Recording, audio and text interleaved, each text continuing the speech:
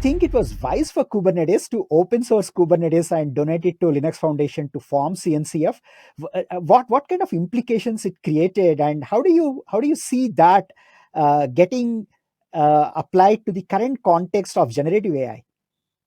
Yes, Jani, I think, I am very clear on this topic. I've gotten this question many times and people have asked this question. I'm very clear on this topic. It was a very good idea to open source Kubernetes. And for that, I do give credit to, I think Craig McLuckie and Brendan Burns, I think they had and Joe Beda, they had a real kind of impact there in open sourcing this technology. I think it was important from a few different angles. I would say three different angles. Number one, it was really important for the dissemination of this technology and the wide adoption of this technology. So I would say from the point of view of the users and the customers, this is a net benefit, a net plus for Kubernetes to be open sourced and for there to be an open source foundation like the Cloud Native Computing Foundation. What it does is that it gives it a level of longevity, but more importantly, it gives it broad adoption around the world and across many different organizations, which may not all have the same commercial purpose. So that means that we can actually, with Kubernetes, reach many more segments. So for example, of course, we can, in the early days, Google was very focused on the digital native segment. So customers like Spotify or the more digital native kind of internet forward ones. On Amazon it's like Pinterest at the time and Uber, Khan etc. Academy, which is Snapchat, one of the the standard case studies that Google would always talk about.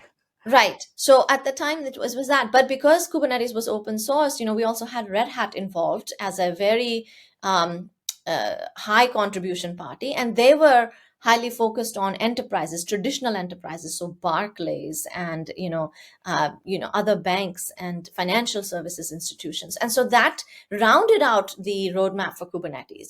And it was actually the harbinger of some of the future capabilities that Google Cloud would also want to offer. Because in Google Cloud, we started with digital natives and then we moved into enterprise as well. We sort of expanded that customer segment.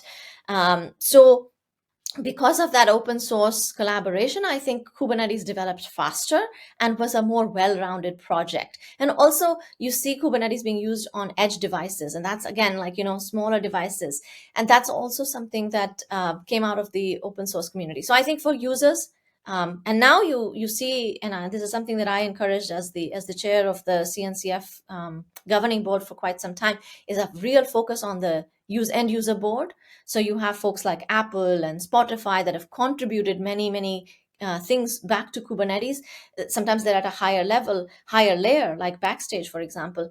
But that's very useful to the overall longevity of Kubernetes. So that's number one, is good for the users. Number two, it's good for the project itself, because it has more diversity, it has more adoption. That means that we get a lot more adoption and growth in different areas of Kubernetes. And then lastly, I think it is very good for Google. It was very good for Google to have open sourced it on several levels. Number one, the engineering and product teams got an opportunity to participate in open source and really work with developers at a very early stage. Before we had customers, we had users who were giving us feedback on the Slack channel, etc. Also, I think it was good for us because it really gave us a platform from which we could develop a hybrid and multi-cloud offering, right? Because it was adopted beyond us.